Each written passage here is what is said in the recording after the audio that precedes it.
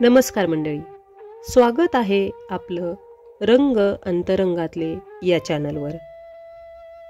नवरात्र उत्सवाच्या या पवित्र दिवसात आपण स्त्री शक्तीच्या विविध रूपांचा जागर घालत आहोत.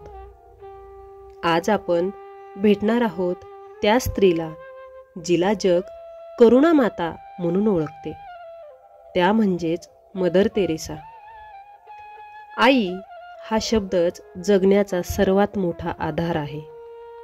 पण काही आई अशा असतात ज्या स्वतःच्या मुलापुरत्याच आई राहत नाहीत, तर संपूर्ण मानवजातीची आई बनतात. मदर तेरेसा या अशाच एका सार्वत्रिक मातृस्वरूप होत्या. त्यांनी प्रेम, सेवा आणि त्याग यांना आपल्या आयुष्याचे श्वास बनवले. 26 ऑगस्ट 1910 रोजी मॅसेडोनियातील स्कोप्जे या ठिकाणी जन्मलेल्या अग्नेस गॉन्झा बोयाझिओ या लहानशा बालिकेच्या डोळ्यात सुरुवातीपासूनच करुणेची निळाई भरली होती. वडील लहानपणीच गेले. आईने धर्म, श्रद्धा आणि दयाभाव यांची मुळं तिच्या मनात रोवली. लहान अग्नेस जणू एका शांत झऱ्यासारखी होती, दिसायला नाजूक पण हृदयात अथांग करुणा वाहणारी सरिता. 18 वर्षाची होताच तिने देवाच्या सेवेसाठी आपले आयुष्य अर्पण करण्याचा निर्णय घेतला आणि आयर्लंडमधील लॅरेटो नन संघात प्रवेश केला. 1929 मध्ये ती भारतात आली.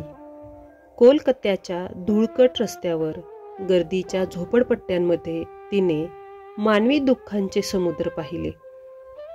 त्या क्षणी जणू तिच्या हृदयातील दिवा अधिक तेजाने प्रज्वलित झाला. 1950 मध्ये तिने मिशनरीज ऑफ चॅरिटी ही संस्था स्थापन केली.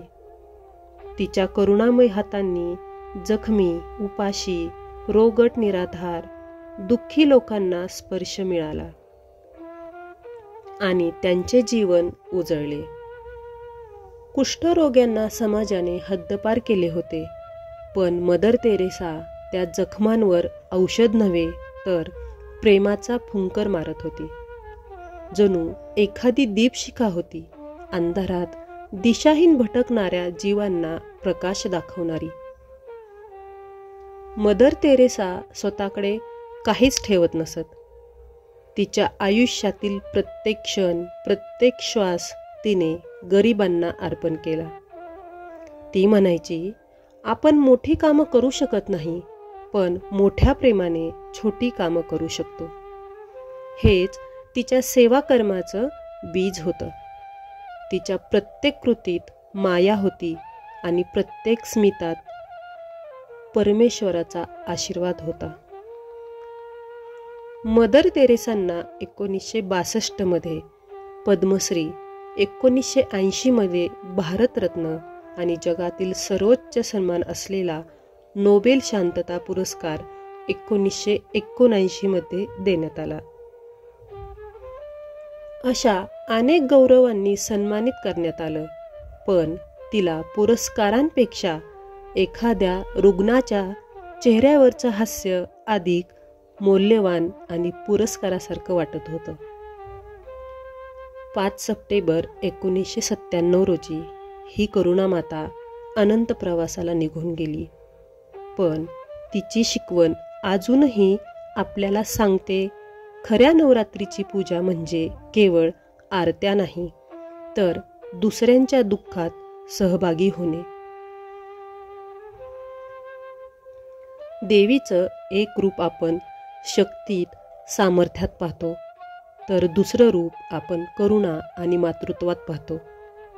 मदर तेरेसा म्हणजेच करुणा मातेचा अवतार, जिच्या पवित्र स्पर्शाने जगाने दयेला नवं रूप दिलं.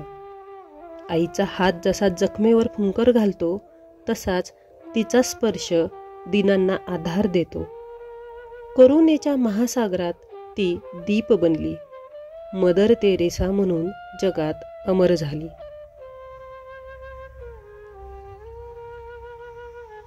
ही होती करुणा माता मदर तेरेसा यांची प्रेरणादायी कहाणी. नवरात्र स्पेशल स्त्री शक्तीचा जागर या मालिकेत अजूनही अशाच अनेक थोर स्त्रियांचा गौरव आपण साजरा करणार आहोत. तेव्हा पाहत रहा रंग अंतरंगातले. धन्यवाद.